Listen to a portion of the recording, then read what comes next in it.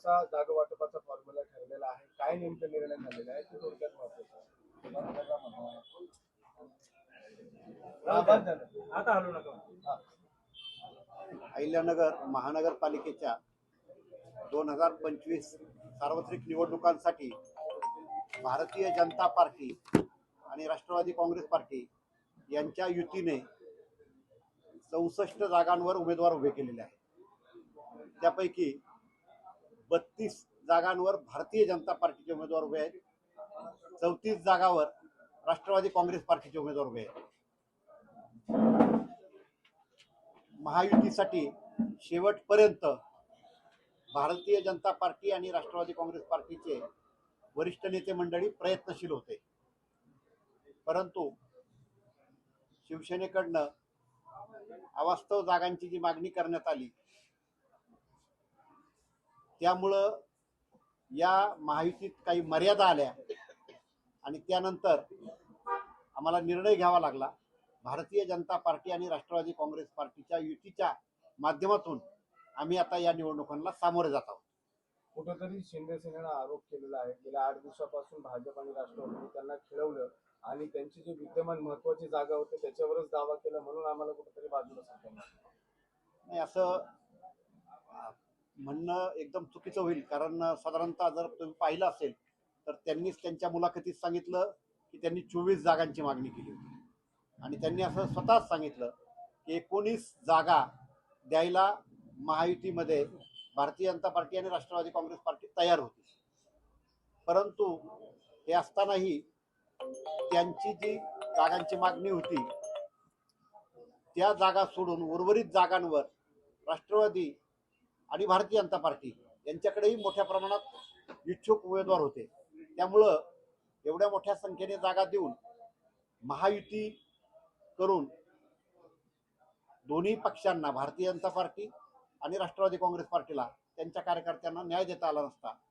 आणि दुसरी महत्त्वाची गोष्ट की महायुतीसाठी त्यांना खेळवणं म्हणण्यापेक्षा आम्हीच आग्रही होतो. प्रत्येक वेळेस त्या बैठकांचं नियोजन, निरोप आम्ही देत होतो आणि त्या बैठकांसाठी आम्ही त्यांना निमंत्रित करत होतो आणि त्या बैठका या सुरुवातीला बऱ्यापैकी पॉझिटिव्ह मोडमध्ये होत्या. परंतु काल अचानक काही ठिकाणी त्यांनी जी आडगेपणाची, आडमुठेपणाची भूमिका घेतली त्यामुळं दुर्दैवानं महायुती न होता आम्ही आता भारतीय जनता पार्टी आणि राष्ट्रवादी काँग्रेस पार्टी म्हणून युती म्हणून या अहिल्यानगर महानगरपालिकेच्या निवडणुकीला सामोरे जात आहोत. दुसरीकडे एकूण 17 प्रभागात 68 जागा होत्या, मात्र 64 जागेवरतीच युतीचा फॉर्म्युला ठरला आहे. वार्ड क्रमांक 4 प्रभाग क्रमांक 4 हा वगळण्यात आला, काय कारण असं? नाही, वगळण्यात आलाय असं नाही. मुस्लिम बहुल भाग असल्यामुळं तिथून फारसे उमेदवारी अर्ज किंवा फारसे इच्छुक आमच्यापर्यंत आले नाही. त्यामुळं त्या प्रभाग सोडून इतर 16 प्रभाग आणि 64 जागांवरनं आम्ही उमेदवार दिलेले आहेत.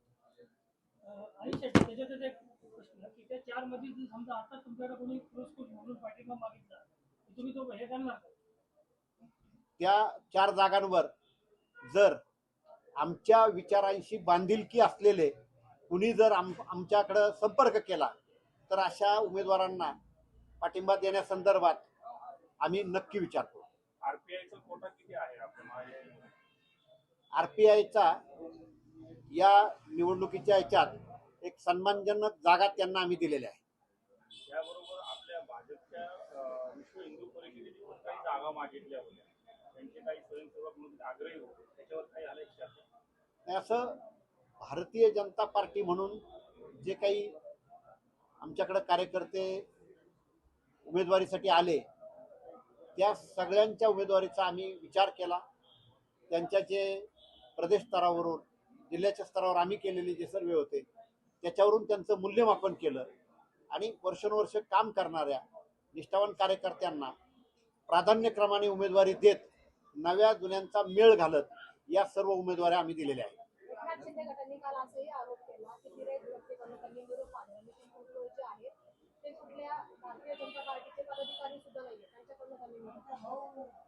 माझं असं मत आहे की त्यांनी हा आरोप हेतुपुरस्सर केला, कारण मी स्वतः जिल्हाध्यक्ष या नात्यानं त्यांचे प्रदेश प्रवक्ते माननीय संजीवजी भोर यांना फोन करून याबाबतची कल्पना दिली होती. तसेच आमचे भारतीय जनता पार्टीचे ज्येष्ठ नेते माजी जिल्हाध्यक्ष ॲडव्होकेट अभयजी आगरकर यांनी त्यांच्या नेत्यांना याबाबतची कल्पना दिली होती. आजच्या नगरपालिका निवडणुकांमध्ये काही जागा बिनविरोध झाल्या होत्या महायुतीच्या. या निवडणुकीत काही शक्यता आहे का? आतापर्यंत तरी अशा पद्धतीने कुठली माहिती आमच्यापर्यंत आलेली नाही. पण पुढच्या 2 दिवसात 2 जानेवारीपर्यंत निवडणुकीची माघारीची तारीख आहे. तोपर्यंत असं काही झालं तर ते आमच्या दोन्ही पक्षांच्या दृष्टीने एक चांगली गोष्ट आहे. शेवटचा प्रश्न आहे, काही प्रभागामध्ये मैत्रीपूर्ण लढत होण्याची शक्यता वर्तवली जात आहे, कारण डबल फॉर्म देखील भरण्यात आहे. नाही, अशा ज्या आहेत ते फक्त 2च जागांवर आहे.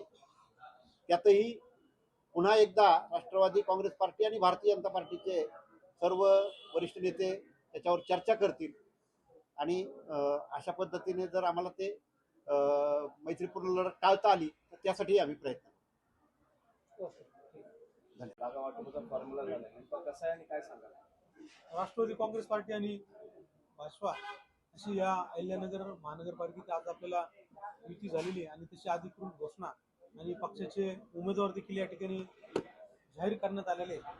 राष्ट्रवादी काँग्रेस पार्टीला 34 आणि भाजपाला 32 जागा अशा 66 जागा आम्ही लढवतोय. आणि ह्या जागा लढत असताना या अहिल्यानगर शहरासमोर हे जे उमेदवार दिले ते हे अहिल्यानगर शहरचा जो विकास चाललाय त्या विकासाला अधिक गती देण्यासाठी आणि अधिक अहिल्यानगर आपलं चांगलं स्वच्छ सुंदर हरित बनवण्यासाठी हे सगळे चेहरे देण्यात आलेले आहेत. त्याबद्दल मी आमदार संग्रामभाई जगताप आणि खासदार डॉक्टर सुजय विखे पाटील यांचे पहिले तर अभिनंदन करतो की त्यांनी लोकांमध्ये काम करणाऱ्या लोकांना संधी दिलेली आहे. काय विकासाचे मुद्दे घेऊन आता निवडणुकीला सामोरे जाणार? आता आपण पत्रकार म्हणून तर आपल्याला माहिती आहे की या अहिल्यानगर शहरामध्ये विकास कामाचे जे रोडचे जाळं आपण उभारले कॉन्क्रीटीकरणाच्या माध्यमातून आता शहरातील भरपूर मुख्य डीपी रस्ते किंवा भरपूर प्रभागामध्ये विकास काम आपण केलेले आहेत. जसं पाहतो आपण की अहिल्यानगरमध्ये पहिल्यांदा बाळासाहेब देशपांडे हॉस्पिटल कुठल्या परिस्थितीमध्ये होते आणि त्याची आजची आपण बदलती परिस्थिती जर पाहिली तर आपल्याला समोर लगेच मोठं हॉस्पिटल त्या ठिकाणी दिसतंय. त्याच्यानंतर स्पोर्ट कॉम्प्लेक्स सारखे लोकांना मुलांना खेळण्यासाठी बांधण्याचं काम चालू आहे. गार्डन सारखे गंगा उद्यान सारखे गार्डन आहेत. असे शहरात अनेक गार्डन जे नाव घेण्यासारखं आपण डेव्हलप करण्याचं काम चालू आहे. सगळे प्रमुख रस्त्यांचे कामं चालू आहे. भिस्तबाग महाल आहे, आज भिस्तबाग महालाचं सुद्धा त्या ठिकाणी सुशोभीकरणाचं काम चालू आहे. असे अनेक जे शहराच्या वैभवात भर घालणारे विषय आहेत ते बी चालू आहेत. आणि आमची एक मानसिकता आहे की राष्ट्रवादी काँग्रेस पार्टी आणि भाजप म्हणून युती दिवस आम्ही सामोरे या अहिल्यानगर महानगरपालिकेवर भगवा झेंडा फडकू तर त्यावेळेस खऱ्या अर्थाने या अहिल्यानगरमध्ये जेवढ्या नागरिकांना सेवा सुविधा देण्याचं काम आम्हाला करता येईल ते प्रामुख्याने आम्ही करणार आहोत. त्याच्यातले आमचे संकल्प आहेत हे आमच्या पत्राद्वारे किंवा जाहीरनाम्याद्वारे आपल्या समोर येणार आहे. किती विश्वास वाटतो या निवडणूक ही असा विषय आहे की या लोकशाहीचा सगळ्यात मोठा उत्सव मानला जातो की जर जे पक्ष जे विचार घेऊन लोक जातात किंवा विकास घेऊन लोक जनतेच्या दारात जातात तर अशा लोकांना जनतेच्या हातात असतं की आपण काम करणाऱ्या लोकांना संधी दिली पाहिजे, काय केलं पाहिजे हे सर्वस्वी निर्णय जनतेचा आहे. आणि नगर शहराची जनता ही सुज्ञ आहे त्याच्यामुळे नगर शहर विकासाच्या पाठीमागे 100% उभारेल असणार. अशाच बातम्यांचा आढावा घेण्यासाठी आजच आपल्या YouTube चॅनलला सबस्क्राईब करा. बातमी आवडल्यास लाईक करा आणि इतरांपर्यंत शेअर करा.